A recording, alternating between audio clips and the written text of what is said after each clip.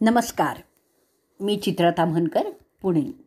लेखक श्री अशोक कोठारे लिखित आणि ई साहित्य प्रतिष्ठानतर्फे प्रकाशित महाभारत मराठी अनुवाद या ग्रंथाचं अभिवाचन करणार आहे. आजपासून आपण खंड 17वा आणि वनपर्व 9 ऐकायला सुरुवात करणार आहोत. या खंडात आपण ऐकणार आहोत पतिव्रता महात्म्य पर्व, कुंडलहरण पर्व, दुसरं अरण्य पर्व. पतिव्रता महात्म्य पर्व भाग पहिला. युधिष्ठिर मार्कंडेय ऋषींना विचारतो, अहो महामुनी, मला स्वतःला तसंच माझ्या भावांना अशा प्रसंगामुळे जे कष्ट होत आहेत त्यापेक्षा द्रुपदच्या कन्येला जे अतीव कष्ट अशा अनुभवांमुळे सहन करावे लागतात त्याचाच मी विचार करतो आहे.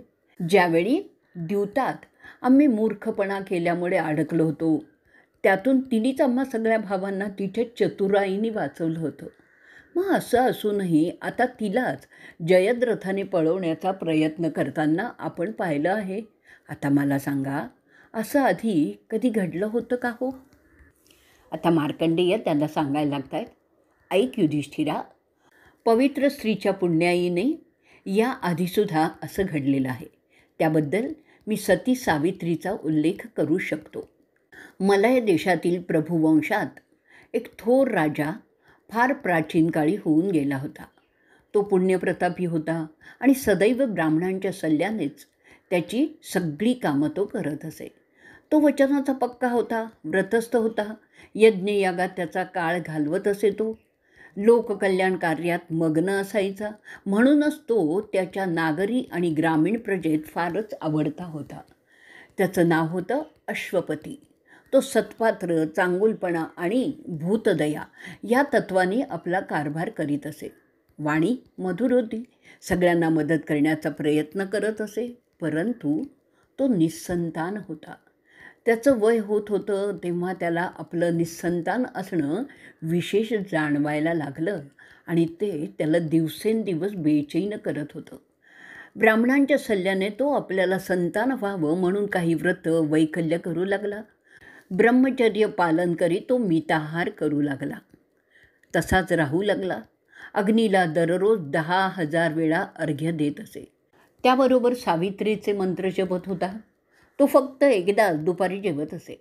असं 18 वर्ष तो ते तप करत होता. त्याच्या तपस्येमुळे आणि इतर गुणांमुळे सावित्री देवी त्याच्यावर प्रसन्न झाली. ती त्याच्या अग्निहोत्रातून बाहेर आली आणि अश्वपतीला तिने दर्शन दिलं.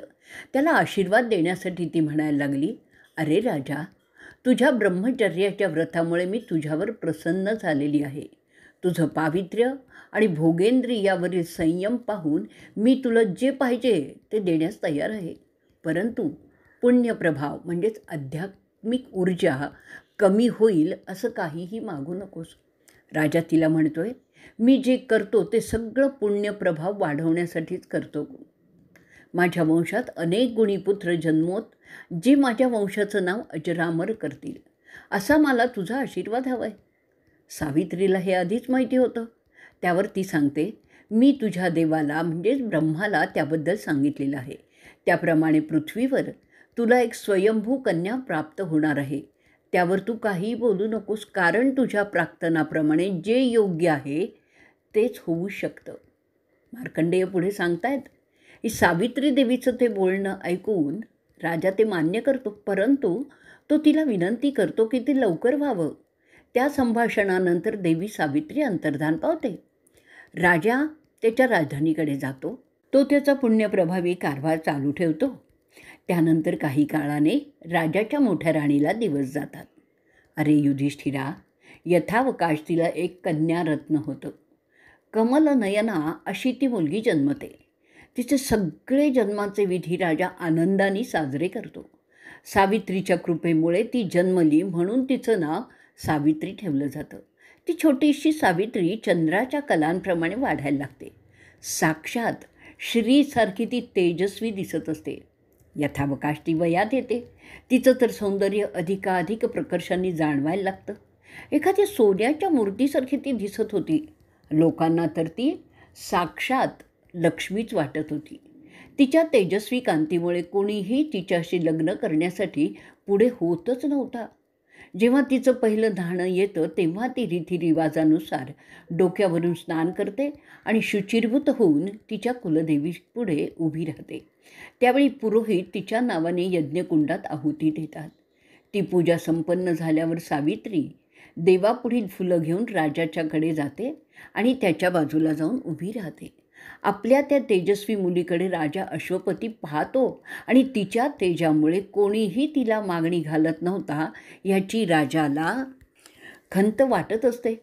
राजा सावित्रीला विचारतो की ती तिचा पती स्वतः शोधण्यास तयार आहे का. जर तुला कोणी योग्य उपवर मुलगा मिळाला तर मला सांग, त्यानंतर मी तुझा विवाह त्याच्याशी लावून देईन. माझ्या मुली, तुला हा माझा प्रस्ताव मान्य आहे का गं. असं सांगतात की जो पिता आपल्या कन्येला लग्न करून पाठवू शकत नाही त्याचा धिक्कार होतो. जो पती आपल्या पत्नीला समजून घेऊ शकत नाही त्याचा धिक्कार होतो. जो पुत्र आपल्या आईची सेवा करीत नाही त्याचा धिक्कार होतो. माझा धिक्कार होऊ नये ह्यासाठी तू तुझा पती शोधून काढशील का गं. तू असं कर की देव आपला धिक्कार करणार नाही. मार्कंडेय पुढे सांगतायत, राजाने सावित्रीला तिचा पती शोधण्याचं काम सांगितलं आणि आपल्या सेवकांना आज्ञा केली की ते तिच्या मागोमाग राहून तिला संरक्षण देतील. ती आज्ञा झाल्यावर ती लाजाळू राजकन्या तिच्या पतीच्या शोधासाठी निघते. ती तिच्या सोनेरी रथात चढते आणि तो रथ निघतो राजर्षीच्या आल्हाददायक आश्रमाकडे. तिच्यासोबत राजाचा एक अनुभवी मंत्री असतो. राजकन्या त्या वनात भटकायला लागते योग्य पती शोधण्यासाठी. त्या ठिकाणी त्या वनात असलेल्या लोकांना भेटवस्तू पण ती देते. अशा रीतीने ती सावित्री मोठ्या प्रमाणात दान धर्म करत करत फिरत असते. त्या भागात उच्च श्रेणीचे द्विज राहत होते. आणि अशा रीतीने पतिव्रता महात्म्य पर्व भाग पहिला इथे आपण संपवणार आहोत. भाग दुसरा. मार्कंडेय ऋषी सांगत असतात की अरे युधिष्ठिरा, एकदा राजा अश्वपती नारद मुनींबरोबर बसले होते. तेव्हा त्यांचं संभाषण चालू होतं. त्यावेळी त्याची कन्या सावित्री राजाला भेटायला येते. ती बरीच क्षेत्रे नवरा शोधण्यासाठी फिरलेली होती. आता पित्याला आणि नारद मुनींना वंदन करते. नारद राजाला विचारतो, तुझी मुलगी कुठे गेली होती आणि आत्ता ती कुठून आली आहे. तिचं लग्न का नाही करून टाकत. ती आता उपवर झाली आहे. अरे राजा, आता अश्वपती त्यांना सांगतो, त्या निमित्तानेच माझी मुलगी तिचाच पती निवडण्यासाठी गेली होती आणि आत्ताच ती परत आली आहे. ती हल्ली तशी पती शोधण्यासाठी जात असते आणि माझे मंत्री तिच्याबरोबर असतात. जर कोणी योग्य मुलगा मिळाला तर पुढचं कार्य मी करणार आहे. मार्कंडेय ऋषी सांगतात की राजा, तिला काय प्रगती झाली पतिशोध मोहिमेचे, सगळं जे घडलं ते मला सांग असं म्हणतो. जणू काही देवाने आज्ञा केली आहे असं समजून ती कन्या त्याला सांगायला लागते. शल्व वंशाचा एक क्षत्रिय राजा तिला दिसला. त्याचं नाव द्युमत्सेन. परंतु दुर्दैव वशात ते कालांतराने अंध झालेले आहेत. त्या राजाला एक शहाणा मुलगा आहे, परंतु त्या राजाच्या अंधत्वाचा गैरफायदा घेऊन त्याच्या हितद्वेष्ट्यांनी त्याचं राज्य बळकावलेलं आहे. तो राज्य घालवलेला राजा त्याच्या बायको आणि मुलाबरोबर अरण्यात गेला. तिथे गेल्यावर तो मोठं तप करू लागतो.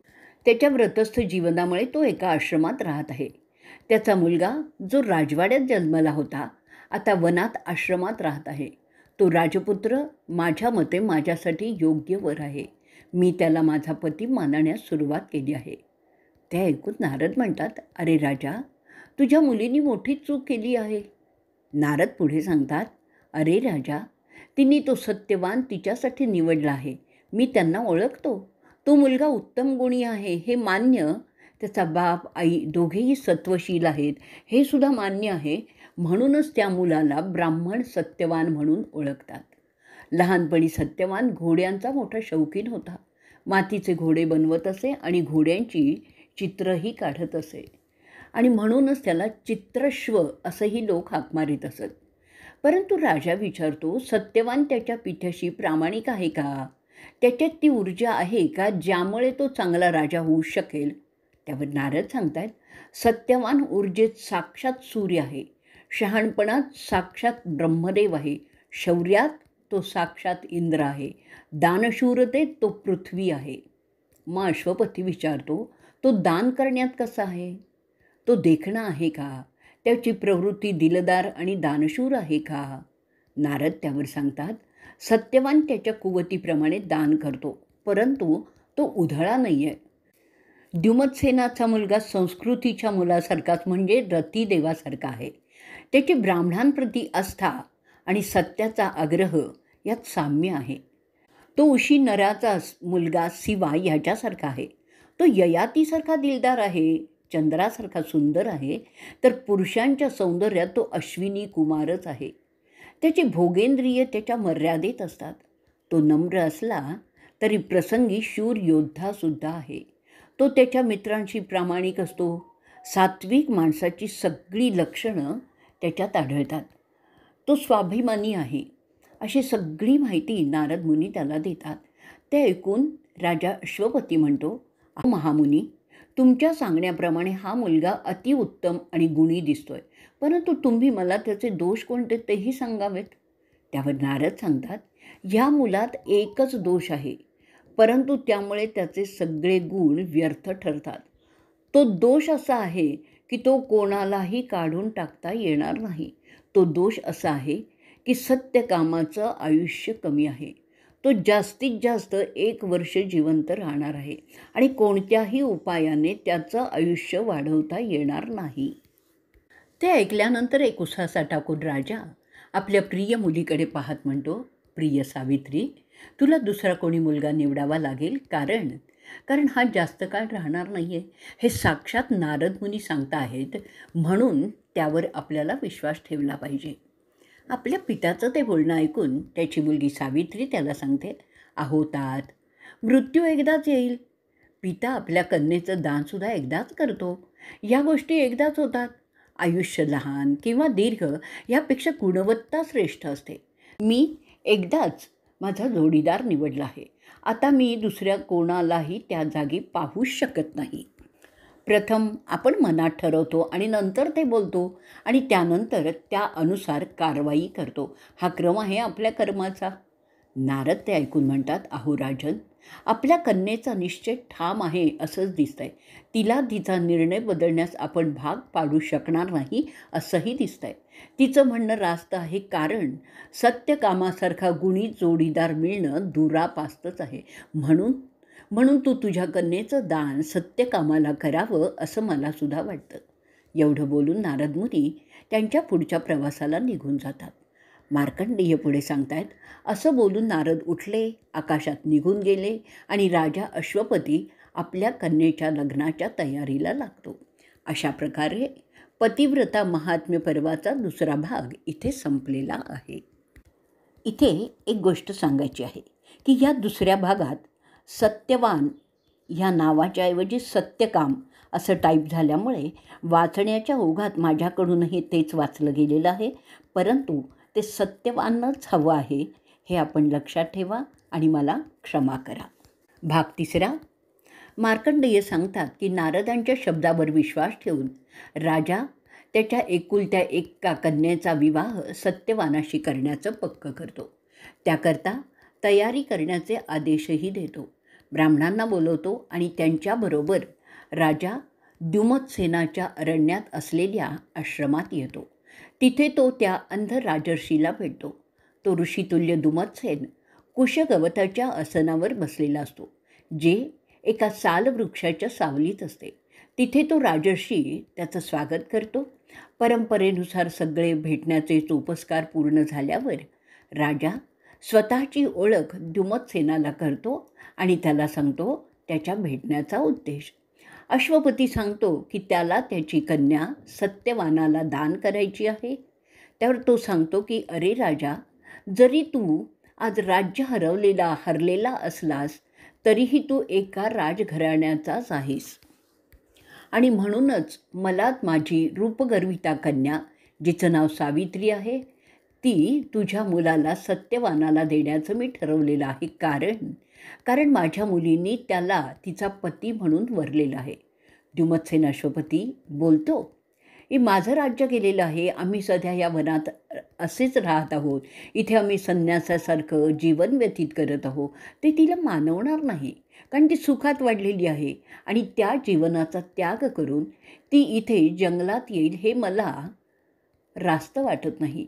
इथे असं राहण्यात काही सुख नसतं हे कदाचित आपल्या मुलीला माहिती नाही आहे. म्हणून ती माझ्या मुलाचा विचार करत असेल, परंतु जर खरोखरच असा विवाह झाला तर ती नंतर पस्तावेल. त्यासाठी ह्यावर पुन्हा आपण एकदा विचार करावा, असं दुमतसेन अश्वपतीला सुचवतो. पण अश्वपती त्याला सांगतो, आपलं बोलणं व्यवहाराला धरून उत्तम आहे, परंतु सुख आणि दुःख हे माणसाच्या जीवनात येतच राहतात, जातही असतात. आपण जे सांगता ते समजूनसुद्धा मी माझ्या कन्येच्या इच्छेसाठी माझी कन्या आपल्या मुलाला देऊ इच्छितो. आमच्याकडून हा विवाह निश्चित केलेला आहे, कारण त्याला नारदांची सुद्धा मान्यता आहे. कृपया माझी विनंती आपण अभ्यरू नये. आमच्या दृष्टीने आपण आमच्या योग्यतेचे आहात, म्हणूनच असा विवाह होणे योग्य आहे असे माझे ब्राह्मण सांगत आहेत. तरी तुम्ही हे नातं मान्य करावं. असा आग्रह झाल्यानंतर द्युमत्सेन त्या लग्नाला मान्यता देतो. त्यानंतर ते दोघेही राजे त्यांच्या ब्राह्मणांना बोलावून सावित्री आणि सत्यवानाचं लग्न साधेपणाने उरकतात. लग्न झाल्यावर सावित्री तिचे राजेशाही दागिने आणि वस्त्र काढते, लाल रंगाने रंगवलेली वल्कलं परिधान करते. त्यानंतर आपण आपल्या कन्येच्या मनासारखं केलं ह्याचा आनंद त्याला झालेला असतो. सत्यवानसुद्धा अशी पत्नी मिळाली म्हणून खूप समाधानी झालेला असतो. सावित्री देखील तिच्या मनासारखं झालं म्हणून खुश असते. तिच्या सद्वर्तनाने ती सासरच्या लोकांचं मन जिंकते, ती तिच्या पतीचंसुद्धा मन जिंकते. अशा रीतीने ते सगळे त्या वनात मोठ्या आनंदाने राहत असतात. तसा काही काळ जातो. हे सगळं जरी ठीक वाटत असलं ना, तरीही नारदांचे बोल राजाला आणि सावित्रीला सतत आठवत असतात. पण अशा रीतीने आपण पतिव्रता महात्म्य पर्वाचा 3रा भाग इथे संपवणार आहोत. भाग 4. मार्कंडेय ऋषी पुढे सांगत असतात की बराच काळ सुखात जातो, परंतु सत्यवानाच्या मृत्यूची वेळ समीप येत असते आणि त्यावर राजा अश्वपती आणि त्याची कन्या सावित्री या दोघांचं लक्ष असतं. ती वेळ समीप आली आहे. एक दिवस उगवतो जो 4 दिवस आधीचा असतो. सत्यवानाच्या मृत्यूच्या दिवसापासून सावित्री त्रिरात्र व्रत सुरू करते. त्यानुसार ती कडक निराहार रात्रंदिवस उपवास करते. राजा द्युमत्सेन अतिशय कष्टी झालेला असतो. सावित्री मात्र तिच्या त्रिरात्र व्रतात ठामच असते. तो आपल्या सावित्रीकडे जातो आणि तिला म्हणतो, मुली, हे व्रत फार अवघड आहे ग. ते ऐकून सावित्री त्याला सांगते, तात, आपण काही काळजी करू नका, मी ते करण्यास समर्थ आहे. मी हे व्रत करणार आहे त्यामागील उद्देश आपण जाणता. जर कोणी निर्धारपूर्वक काम करत असेल तर त्यात त्याला काहीही अडचण वाटत नाही. द्युमत्सेन ते ऐकतो आणि तो तिला म्हणतो, तुला जे श्रेयस्कर वाटतंय ते करत राहा. मी तुझ्या कोणत्याही कार्यात विघ्न आणणार नाही, कारण माझी इच्छा आहे की तुला ह्या व्रतात यश प्राप्त हो. एवढं बोलून तो गप्प होतो. त्या निराहारी निर्जळी उपवासामुळे तिची प्रकृती बिघडत होती. ती जास्तच क्षीण झाली होती. तो दिवस उगवतो जेव्हा सत्यवान मरायला पाहिजे. सावित्री ती रात्र फार कष्टात काढते. आता सूर्य उगवणार हे ती पाहते. तिचा त्रिरात्र उपवास चालू होता. ती तिचं सकाळचं अनेकादी विधी उरकते. त्यानंतर ती सूर्याला अर्घ्यही देते. त्यानंतर ती तिथे उपस्थित असलेल्या ब्राह्मणांना आपल्या सासू सासऱ्यांना वंदन करून त्यांच्या पुढे उभी राहते. तिथे असलेले सगळे आश्रमवासी सावित्रीच्या भाग्यासाठी प्रार्थना करीत असतात. त्या प्रार्थनेत ते म्हणत असतात की सावित्री कधीही वैधव्य स्वीकारणार नाही. ते त्यांच्या प्रार्थनेतील वचन सावित्री सारखे स्मरतच तिथे उभी असते. सावित्री नारदांच्या त्या बोलण्याची आठवण करत करत तिथे एकचित्ताने पतीचं स्मरण करत असते. तिच्या तपस्येवर संतुष्ट झालेले तिचे सासू सासरे तिला एका जागी बसण्यास सांगतात. ते तिला सांत्वनाचं बोल बोलतात की मुली, तू तुझं कर्तव्य केलं आहेस म्हणून आम्ही उभयता तुझ्यावर फार खुश आहोत. आता तुझं त्रिरात्रव्रत संपण्याची वेळ आली आहे, तरी तू ते सोडण्यासाठी तयार हो. त्यावर सावित्री त्यांना सांगते की मी आजचा सूर्य मावळल्यानंतर ते व्रत सोडणार आहे. तो माझा निश्चय आहे आणि मी त्याप्रमाणेच करणार आहे. मार्कंडेय पुढे सांगतात, ते ऐकल्यावर सत्यवान त्याच्या लाकूड फाटा जमा करण्याच्या कामाला त्याची कुऱ्हाड घेऊन जाण्याला निघतो. तो बाहेर जात आहे हे पाहून त्याची पत्नी त्याला म्हणते, आजच्या दिवशी आपण एकटे जाऊ नका. ती पुढे असंही म्हणते की ती आज त्याच्याबरोबर येणार आहे. सत्यवान तिला सांगतो की आजपर्यंत ती कधीही त्याच्याबरोबर जंगलात आलेली नव्हती. जंगलातील वाटा फार अवघड असतात. तुला त्यावरून चालणं जमणार नाही. आधीच तू उपवास केल्यामुळे अशक्त झालेली आहेस. अशा परिस्थितीत तू कशी माझ्यासह त्या अरण्यात चालणार? त्यावर सावित्री म्हणते, मला अशक्त वाटत नाही आहे ह्या 3 दिवसांच्या लंघनाने आणि मला आज तुमच्याबरोबर सर्व काळ राहायचं आहे. सत्यवान तिला म्हणतो, जर तशी तुझी मर्जी आहे तर आपण एकत्रपणेच अरण्यात जाऊ. परंतु तू आपल्या आईबापांची परवानगी घे, म्हणजे मला कोणताही दोष लागणार नाही. ते ऐकल्यानंतर सावित्री तिच्या सासू सासऱ्यांना नमस्कार करून म्हणते, माझा नवरा रानात फळं वगैरे खाद्य आणण्यासाठी जात आहे. त्याच्याबरोबर मला आज जायचं आहे. तरी त्यासाठी आपण मला परवानगी द्यावी. आज मला त्याच्याजवळच राहावंसं वाटतं आहे. लग्न झाल्यानंतर मी कधीच अशी मागणी आपल्याकडे केलेली नाही आहे, परंतु आपण जाणताच की आजचा दिवस विशेष आहे. द्युमतसेन म्हणतो, अशा कामात बायका जात नाहीत, परंतु तू कधीही अशी इच्छा लग्न झाल्यापासून केलेली नव्हतीस, तर आज तुझ्या इच्छेप्रमाणे तू त्याच्याबरोबर जाण्यास माझी परवानगी आहे.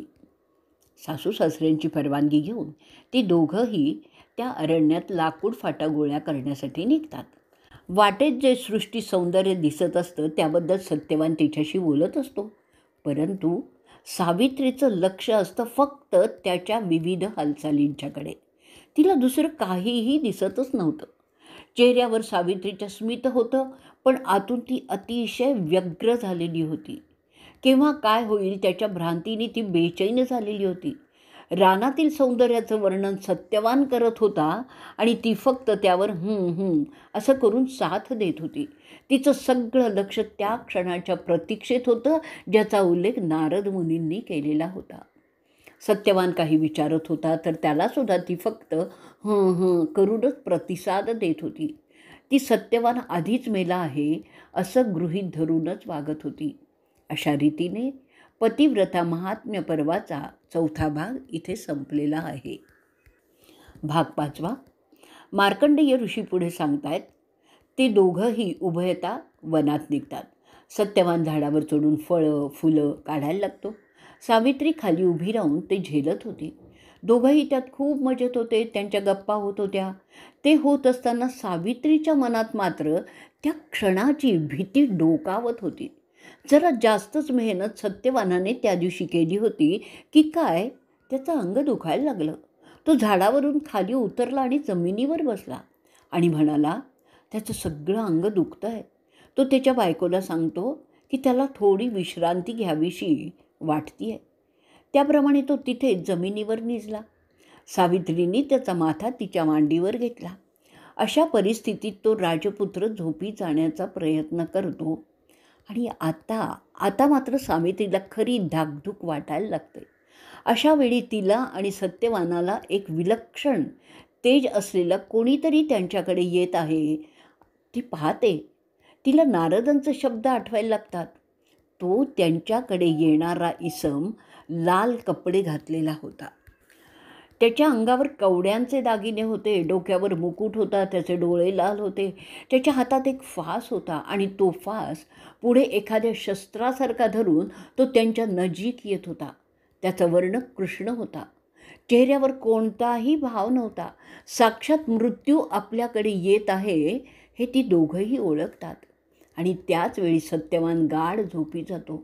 सावित्री मात्र त्या मृत्यूकडे निरखून पाहत असते. ती समजते की आता तिच्या तपस्येची खरी परीक्षा होणार आहे.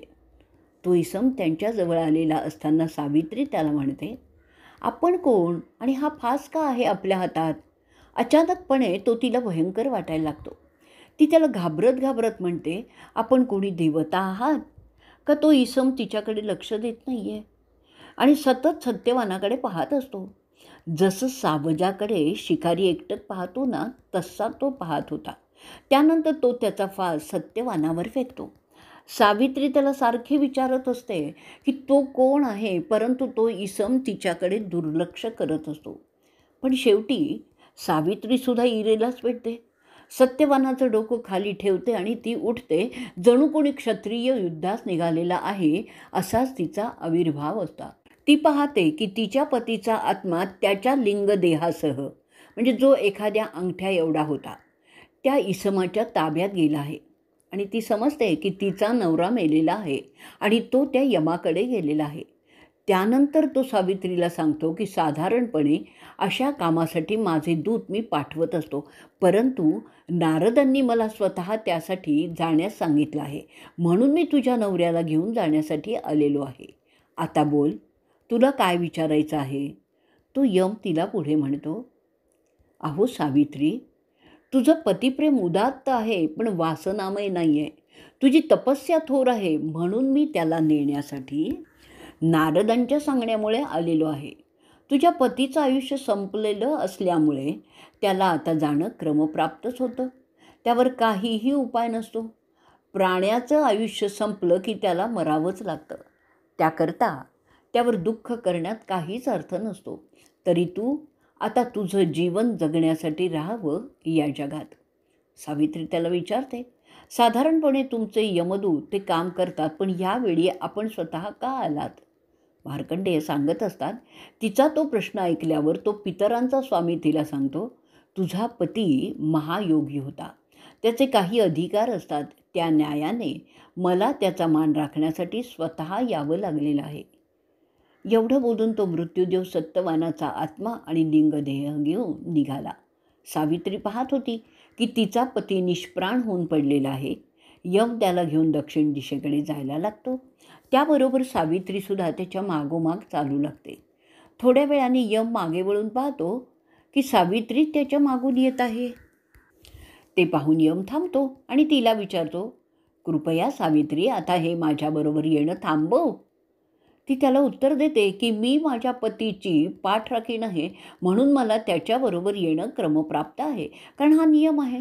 नवऱ्याबरोबर जाणं हे पत्नीचं कर्तव्य असतं, त्याप्रमाणेच मी करते. माझ्या तपस्येमुळे, माझ्या वडीलधाऱ्याबद्दलाच्या आदरभावामुळे आणि माझ्या पतीबद्दलच्या आदरामुळे पातिव्रत्याचं पालन तिथे मी करणार आहे. आणि म्हणूनच मी माझ्या पतीबरोबर जात आहे, ना की आपल्याबरोबर. जिथे माझा पती तिथे मी असणारच, तो नियम आहे. आम्ही दोघे एकरूप झालेलो आहोत. शहाण्या लोकांनीही हेच सांगितलं आहे की जर कोणी 7 पावलं आपल्याबरोबर चाललं तर तो तुमचा मित्र होतो. आणि म्हणूनच लग्नात सप्तपदी सांगितलेली आहे. तसंच मी आत्ता पावेतो त्याहूनही जास्त पावली टाकलेली आहेत, म्हणून मी तुमची मित्र झालेली आहे. त्या अनुषंगाने मी तुमच्याशी काही बोलू शकतेच. आता मला सांगा, ज्यांचे भोगेंद्रियांवर संयम आहेत ते 4 आश्रमातून, म्हणजे ब्रह्मचार्याश्रम, गृहस्थाश्रम, वानप्रस्थाश्रम आणि संन्यासाश्रम, ह्या 4 आश्रमातून जाताना जे आपल्याकडे धार्मिक कार्य समजलं जातं, सर्व ज्ञान प्राप्त करतात, हे खरं आहे का? तसं मानलं गेलेलं आहे. म्हणून शहाण्यांनी ते आश्रम पूर्ण करण्याचं बंधन प्रत्येकावर घातलेलं आहे. असं सुद्धा सांगतात की त्यातील जरी एका आश्रमात यशस्वी झालात तरी तुमचं श्रेय मोठं करतं. तिचं ते कोड्यात टाकण्याचे विचार ऐकल्यावर यम तिला परत फिरायला सांगतो, परंतु ती काही हटत नाही. तेव्हा यमाचा नाईलाज होतो आणि तो तिला म्हणतो, तुला काय आशीर्वाद पाहिजे ते सांग, पण सत्यवानाला मागू नकोस.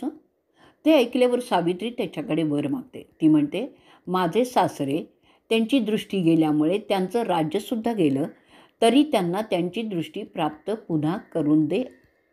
यावर यम तिला तो आशीर्वाद बहाल करतो आणि सांगतो की आता तरी ती मागे जाईल. परंतु थोडंसं पुढे गेल्यावर यमाला परत समजतं की सावित्री अजूनही त्यांच्या मागे मागे येत आहे. तो तिला परत सांगतो की माझ्या मागोमागे येणं तापदायक होईल. तरीही तिच्या मागून ती चालतच राहते. सावित्री यमाला म्हणते की आपल्या पतीच्या मागून चालताना पत्नीला कधीच काही त्रास होत नसतो. जे माझ्या पतीचं प्राक्तन आहे तेच माझं प्राक्तन आहे असं सांगितलं आहे पतिव्रता स्त्रीसाठी. मग तो जिथे जाणार तिथे मला जाणं क्रमप्राप्तच ठरतं. जिथे माझ्या पतीला तुम्ही नेणार तिथे मला जावंच लागणार आहे असं सांगतात की एका पवित्र व्यक्तीसह एकदा संभाषण झालं तर ते मोठं हितकारक असतं. त्या संबंधातून जी मैत्री उत्पन्न होते ती कितीतरी श्रेष्ठ असते. मग सात्विक लोकांशी संपर्क कधीच व्यर्थ जात नाही हो. म्हणून प्रत्येक शहाणा अशा सात्विक लोकांबरोबर साथ धरून राहतच असतो. यम ते तिचं बोलणं ऐकतो आणि तिला सांगतो, तुझं हे बोलणं फारच योग्य आहे. सात्विकांच्या सहवासात राहणंच जीवनाचं शहाणपण आहे. मग तुझ्या या बोलण्यावर मी खुश झालो आहे, म्हणून मी तुला आणखीन एक आशीर्वाद देऊ इच्छितो. बोल बरं, तुला सत्यवान सोडून काय पाहिजे? त्यावर बरोबर सावित्री सांगते. ती मागते की तिच्या सासऱ्यांचं राज्य गेलं ते त्याला पुन्हा मिळावं. यम ते तिला देतो आणि सांगतो आता तरी तिने त्यांचा पाठलाग सोडावा. असं बोलून तो सत्यवानाला घेऊन पुढे जायला लागतो. थोड्या वेळाने परत पाहतो तो सावित्री अजूनही त्याच्या मागे येतच आहे. पण यम आता तिला परत एकदा विचारतो, आता तुला काय पाहिजे सावित्री? त्यावर सावित्री त्याला म्हणते, आपण सगळे प्राणी आपल्या अधिकाराने नियंत्रित केलेले आहेत, त्यामुळे आपण त्यांना अशा रीतीने घेऊन जात असतात. त्यात आपला काही स्वार्थ नसतो असं मला वाटतं. कदाचित म्हणूनच लोक आपल्याला यम असं म्हणत असतील. मी आता काय सांगते ते जर ऐकाल तर बरं होईल. चांगुलपणाचा अर्थ कोणालाही दुःख न देणं. मग ते कृतीनी असेल किंवा विचारांनी असेल किंवा बोलण्यानी असेल. दुसरा अर्थ चांगुलपणाचा असाही सांगितला जातो की इतरांच्याबद्दल सद्भाव बाळगणं. त्याला काही ममता म्हणतात, तर काही त्याला प्रेम म्हणतात, तर काही त्याला भूतदया असंही म्हणतात. परंतु जे ह्या जगात आहे ते असं माझ्या पतीसारखं आहे. पुरुषात ममता प्रेम नसतं, शत्रूला दया दाखवण्याची तर गोष्टच नसते. परंतु जर चांगुलपणा असेल तर तो शत्रूलासुद्धा दया दाखवतो ना. तिचं ते बोलणं ऐकल्यावर यम तिला म्हणतो की तिचं ते म्हणणं तहानलेल्याला पाणी पाजण्यासारखंच वाटतं. म्हणून तो तिच्यावर संतुष्ट होतो आणि म्हणतो, तुला आणखीन एक आशीर्वाद मी देऊ इच्छितो. बोल, यावेळी तुला काय पाहिजे? पण सत्यवान सोडून काहीही माग. सावित्री सांगते, माझ्या पित्याला पुत्र नाहीत, त्यांना 100 पुत्र व्हावेत असे मला वाटतं, आणि ते तर तुमच्या आशीर्वादाने झाले तर फारच बरं होईल. यम ते मागणंही मान्य करतो आणि परत तिला सांगतो, ह्यानंतर तरी ती त्याचा पाठलाग करणं बंद करील. तो पुढे जात असतो. परत एकदा पाठीमागे वळून पाहतो तो सावित्री त्याच्या मागून येतच असते. यम तिला परत विचारतो, आता तिला काय पाहिजे? तेव्हा ती सांगते, मला माझ्या पतीच्या बाजूला राहायचं आहे.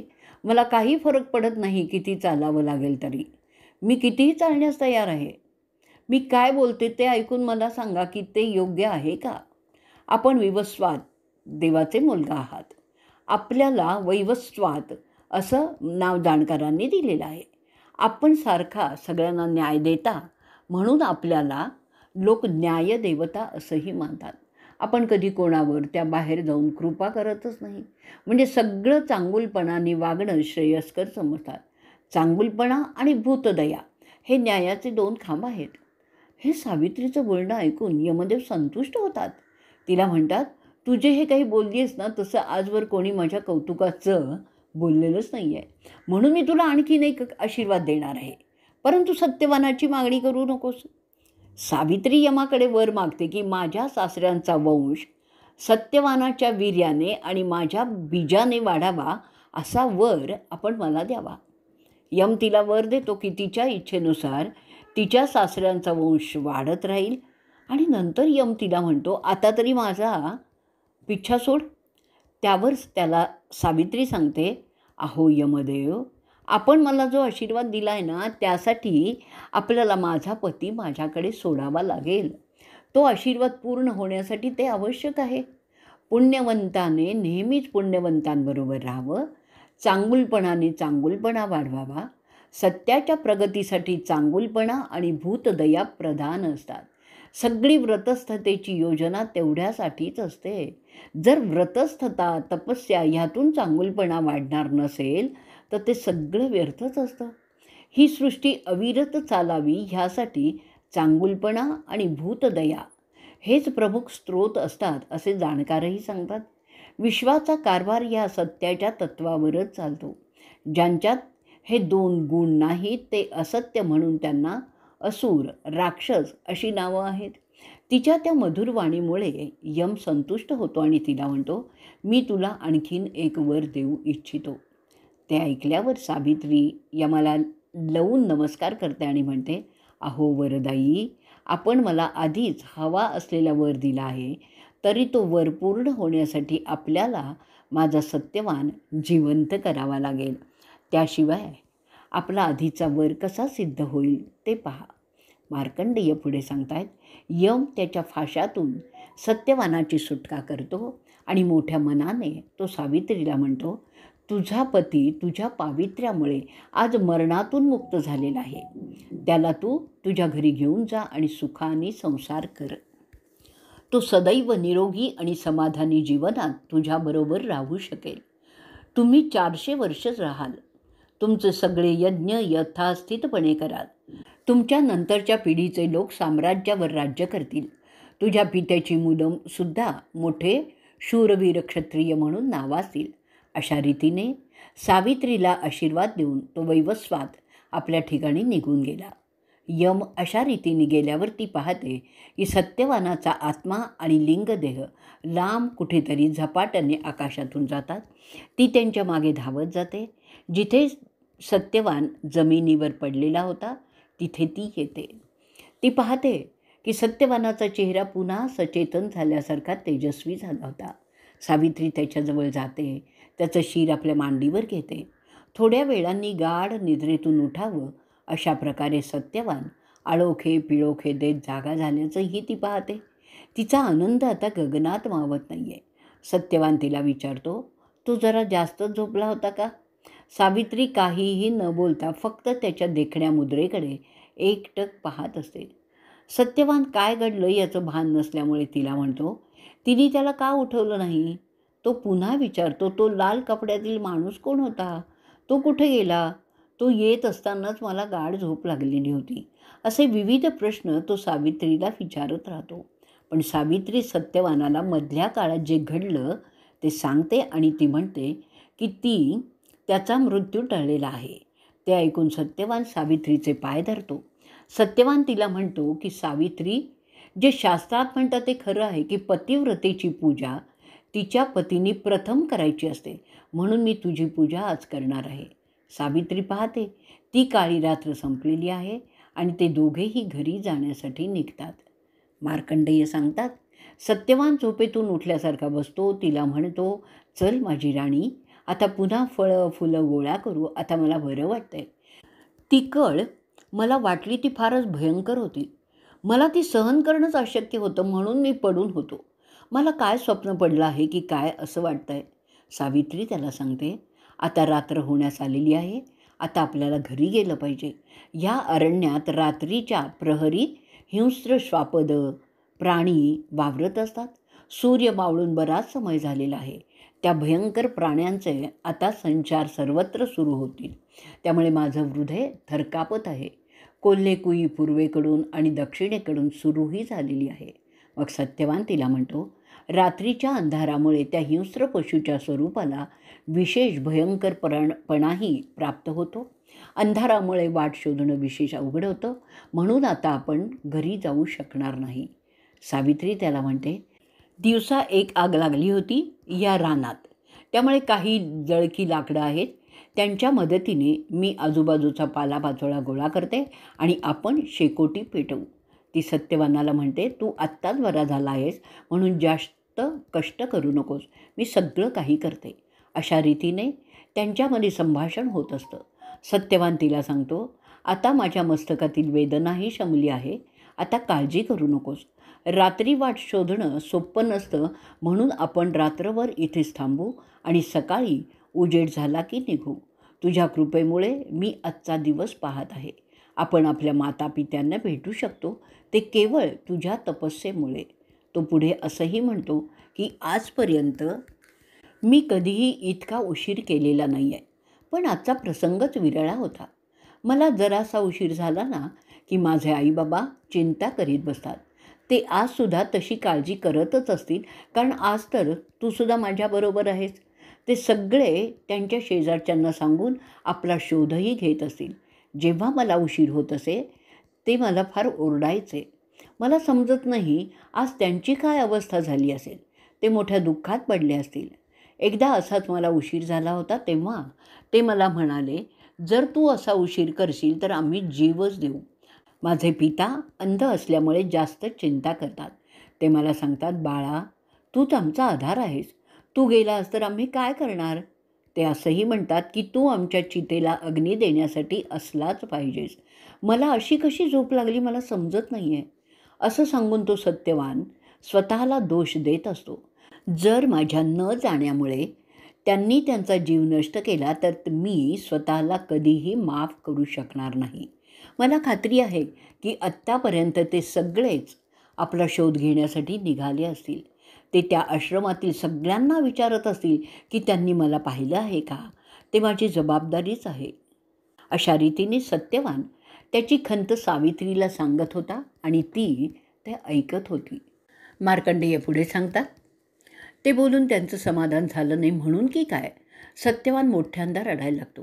सावित्री त्याचे डोळे पुसते आणि म्हणते, जर माझी तपस्या खरी असेल, माझं दान खरं असेल, मी केलेले यज्ञ खरे असतील तर तर तुझ्या पित्याला दृष्टी प्राप्त होईल. त्यांच्या सगळ्या चिंता संपलेल्या असतील.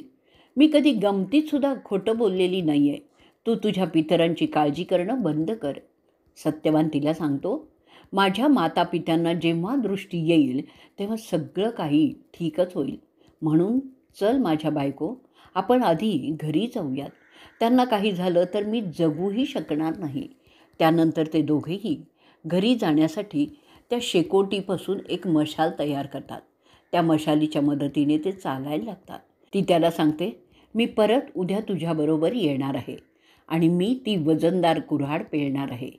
तिच्या मदतीने सत्यवान उठतो, बाजूला पाहतो. त्याला त्याची पिशवी दिसते. तो ती घेतो. ते दोघेही एकमेकांच्या आधाराने त्या अरण्यातून वाट काढत निघतात. सत्यवान तिला म्हणतो, मला सवय आहे या वाटेची, त्यामुळे आपल्याला घरी जाण्यास विशेष त्रास होणार नाही. आता आपण ज्या वाटेने आलो त्याच वाटेवरून परत जात आहोत. आता आपला रस्ता समजलेला आहे. आता काळजी करण्याचं काहीही कारण नाही. तो बघ, तिथे पळसाचा वृक्ष आहे. तिथे 2 वाटा फुटतात. आपल्याला उत्तरेकडच्या वाटेने जायचं आहे. त्यानंतर तो तिला म्हणतो की आता मला खूप बरं वाटतं आहे. माझी शक्तीही परत आलेली आहे. मी माझ्या मातापित्यांना पाहण्यासाठी अगदी उतावीळ झालेलो आहे. त्यानंतर त्यांना त्यांचा आश्रम दिसतो आणि ते त्याकडे जाऊ लागतात. अशा रीतीने पतिव्रता महात्म्य पर्वाचा 5वा भाग इथे संपलेला आहे.